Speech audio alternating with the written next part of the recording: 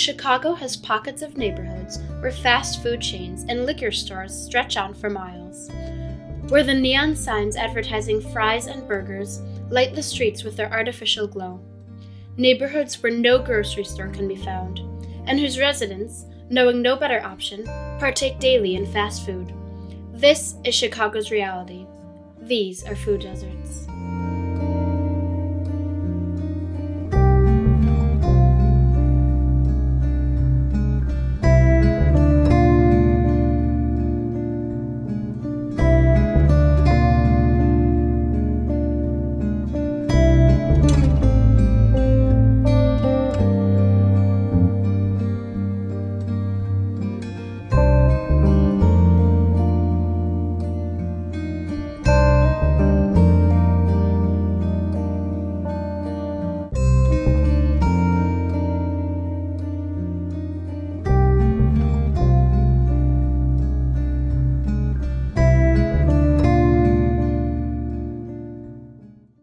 Food deserts are defined as neighborhoods that lack sufficient access to nutritious foods or the means to achieve it.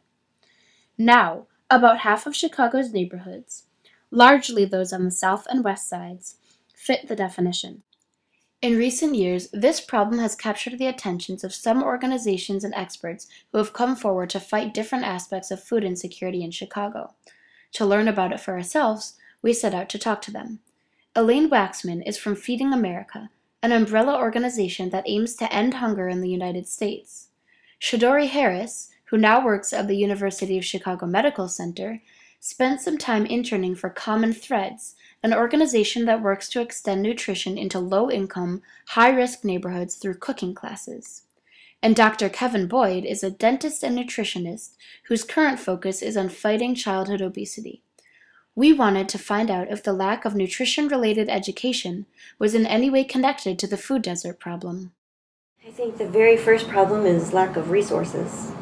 People just don't have enough money to meet their basic living expenses, especially in Chicago, where rent and utilities and medical care and all these things add up. And people who come and seek our services tell us all the time that they have to trade off between paying for food and rent and food and medical care. So part of it's resources, part of it's access. So even if you had money, you might not have a good place to shop, or you might have to travel a lot, which involves time and money as well, right?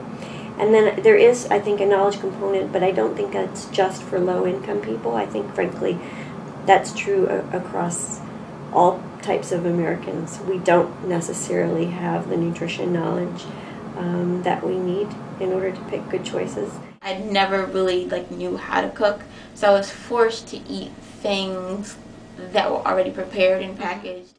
I often say nutrition education is something that is underserved.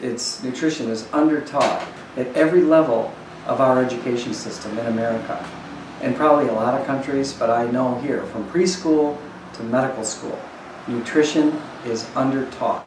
And if you've got a child that's challenged economically and educationally, access to healthcare, all those things, to where they're not being taught this in school, so they don't have the knowledge, they're going to choose what tastes good and what's cheap. Those aren't really the best things for you all the time. Mm-hmm. Even if it's, chicken nuggets every day, it's, every day it just isn't a good thing. So I know when I started to learn about nutrition and how to cook, it was just kind of like, oh my God, there's a whole world of food out here.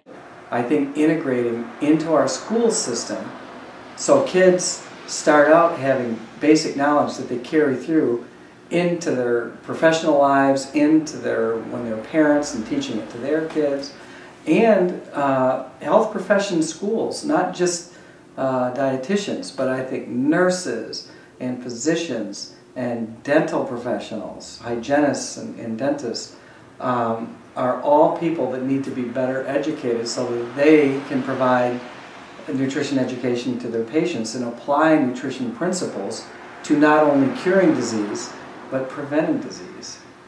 I know when I was interning, and we'd have parents come in and watch their kids cook, and they were just kind of blown away by it, and they would come back and say, you know, their kids helped them in the kitchen and they're hands-on, and it's like this bonding time as well as, you know, a meal.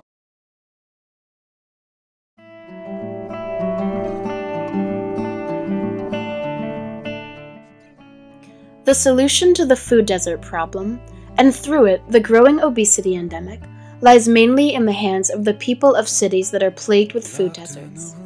Left to their own devices, leaders, activists, and everyday citizens have devised a multitude of organizations, each with the express purpose of combating one aspect or another of food insecurity. The combination of knowledge and accessibility will increase the possibility of a healthier nation and ultimately support Americans seeking a healthier lifestyle. Look at the floor, is a key, but there isn't a door. Now that you're locked in a